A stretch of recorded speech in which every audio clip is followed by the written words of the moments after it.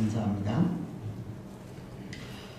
이전 구약 시대에 욥이라고 하는 사람은 그런 삶을 살았습니다. 자녀들이 생일을 맞아 잔치를 벌이고 나면 다음날 아침 반드시 하나님 앞에 번제를 드렸습니다. 혹 잔치 중에 자녀들이 하나님 앞에 범죄했을까 염려가 되었기 때문입니다.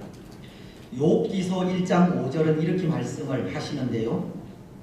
그들이 차례대로 잔치를 끝내면 욥이 그들을 불러다가 성결하게 하되 아침에 일어나서 그들의 명수대로 번제를 드렸더니 이는 욥이 말하기를 혹시 내 아들들이 죄를 범하여 마음으로 하나님을 욕되게 하였을까 함이라.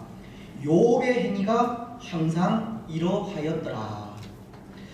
욥의 행위가 항상 이러하였더라 라고 욥은 혹 그의 자녀들이 하나님 앞에 죄를 범했을까 염려가 되어 항상 하나님 앞에 번제로 나아간 겁니다. 그는 하나님 앞에 항상 성결하기를 원했다는 겁니다. 그런데 여러분, 저는 욥의 이런 삶을 바라보면서 느끼는 것이 세상에 실수하지 않는 사람은 한 사람도 없다는 겁니다. 범죄하지 않는 사람 한 사람도 없다는 겁니다. 비록 하나님도 욥을 향해 그와 같이 온전하고 정직하며 하나님을 경외하여 악에서 떠난 자는 세상에 없다고 칭찬은 하셨지만 그 칭찬 이면에 욥은 항상 실수하지 않기를 조심하면서 자기 자신을 살피며 나아갔듯이 세상에 실수하지 않는 사람은 한 사람도 없다는 겁니다. 오늘 우리도 그렇습니다. 우리도 연약한 인생이기에 실수하기도 하고 실패하기도 하며 넘어지기도 해서 나는 실수하지 않는다, 나는 죄 짓지 않는다 자신 있게 말씀하실 분 아무도 없으리라 생각합니다.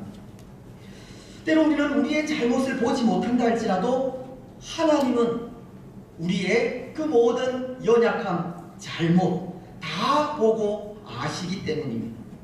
그 하나님 앞에 사실 숨길 것이 하나도 없습니다. 그렇지 않습니까?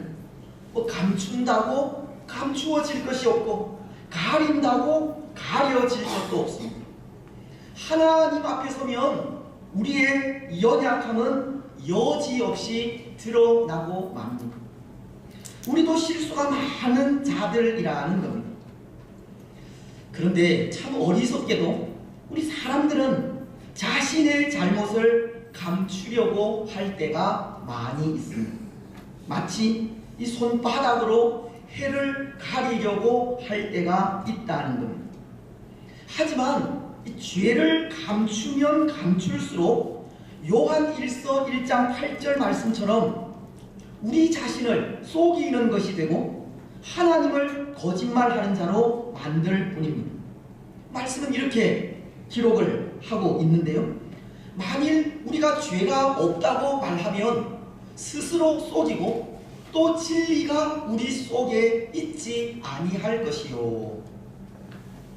우리가 우리 죄를 감추면 그것은 우리 스스로를 속이는 일이고 진리와는 상관없는 인생이 될 뿐이라는 겁니다. 우리 인생은 누구나가 다 실수하고 범죄할 수밖에 없는 존재라는 겁니다. 그래서 오늘 우리는 자랑할 것이 없습니다. 그 누구를 정죄할 수도 없습니다. 로마서 8장 1절이 전하듯이 그러므로 이제 그리스도 예수 안에 있는 자에게는 결코 정죄함이 없나니 그리스도 예수 안에 있는 우리도 때로 실수하고 범죄하기 때문에 그 어떤 자랑도 그 누구의 잘못도 정죄할 수 없다는 겁니다. 물론 오늘 우리가 그 누구의 잘못도 정죄할 수 없는 것은 예수님의 이 사유의 은총 때문이기는 하지만 우리도 실수하고 우리도 범죄하는 인생이기에 그 누구도 정죄할 수 없고 그 어떤 것도 자랑할 수 없다는 겁니다. 다만 우리는 우리 자신을 돌아볼 뿐입니다. 그런즉 선줄로 생각하는 자는 넘어질까 조심하라. 고린도전서 10장 12절 말씀처럼 항상 우리 자신을 돌아볼 뿐입니다. 사랑하는 여러분, 오늘 우리는 다 실수가 많은 자들임을 기억하시기 바랍니다. 우리도 범죄할 수 있고 범죄하고 있다는 것을 기억하십시오. 우리는 결코 자랑할 것이 없고 그 누구도 정죄하지 못합니다. 다만 우리 자신의 연약함을 바라보고 우리 자신을 돌아볼 뿐입니다. 우리 자신을 살펴서 넘어지지 않도록 조심할 뿐입니다. 그런데 여러분, 여기 참 중요한 것이 있습니다.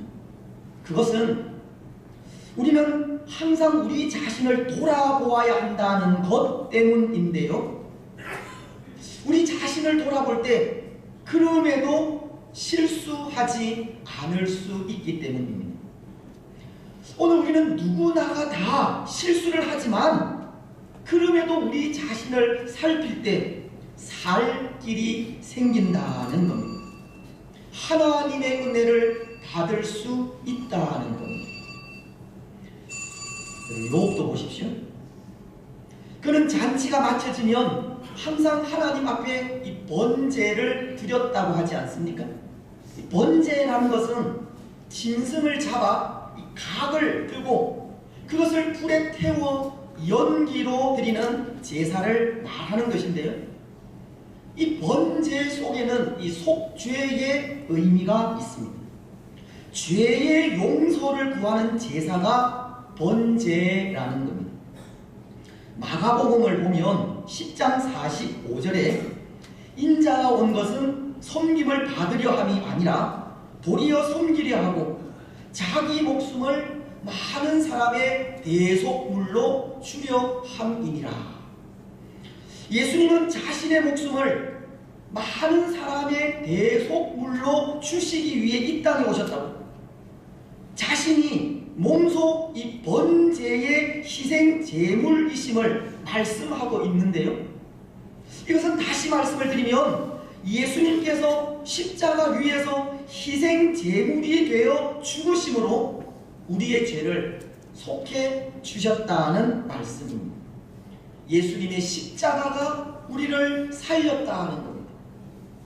그래서 오늘 욥도 그의 아들들의 잔치 이후에 번제를 드렸다는 것은 죄의 용서를 구했다고 하는 뜻이고 그 이후에 새로운 삶을 얻었다는 것을 말하는 겁니다. 오늘 우리에게도 우리의 실수나 범죄 이후에 우리 자신을 돌아보고 하나님 앞에 회개하며 나아갈 때 살 길이 주어진다는 것을 가르치는 겁니다. 실수나 범죄 이후에 반드시 하나님 앞에 서서 회개해야 살 수 있다는 겁니다. 때로 그 실수가 두려운 것이 아니라 죄가 무서운 것이 아니라 실수한 이후 회개하지 않는 것, 범죄한 이후에 회개하지 않는 것이 더 무섭고 두려운 일임을 가르치는 겁니다. 그래서 오늘 우리에게 우리 자신을 돌아보는 일이 중요한 겁니다. 우리를 돌아볼 때 살 길이 생기기 때문입니다. 우리 자신의 연약함을 하나님 앞에 내어놓을 때 하나님의 은혜가 임하기 때문입니다. 사랑하는 여러분, 오늘 우리는 항상 우리 자신을 돌아보시기 바랍니다. 우리의 실수나 죄악을 들고 하나님 앞에 서시고 그 죄를 회개하시기 바랍니다. 그럴 때 하나님은 살 길을 주십니다. 여러분, 오늘 우리는 지난주에 이어 계속해서 이 유다의 제3대 왕인 이 아사에 대해 생각을 하고자 하는데요. 우리가 지난주에 생각을 했지만 이 아사는 왕으로 등극하자마자 종교개혁을 일으키고 하나님과의 관계를 회복했다고 했습니다. 그런데 그런 그도 오늘 말씀을 보면 실수를 합니다. 그도 범죄하게 된다는 겁니다. 아사 왕도 실수할 수밖에 없는 연약한 인생임을 보게 하는 겁니다.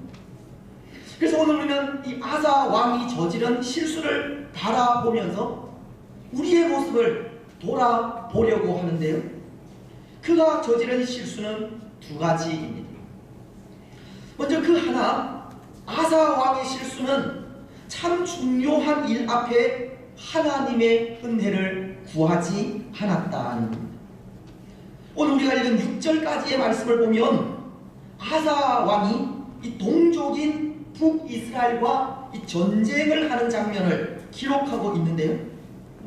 그는 동족인 이스라엘을 치기 위해 이방 나라인 아람과 동맹을 맺게 됩니다. 오늘 3절은 내 아버지와 당신의 아버지 사이에와 같이 나와 당신 사이에 약조하자. 아사는 아람 왕과 동맹을 맺은 겁니다.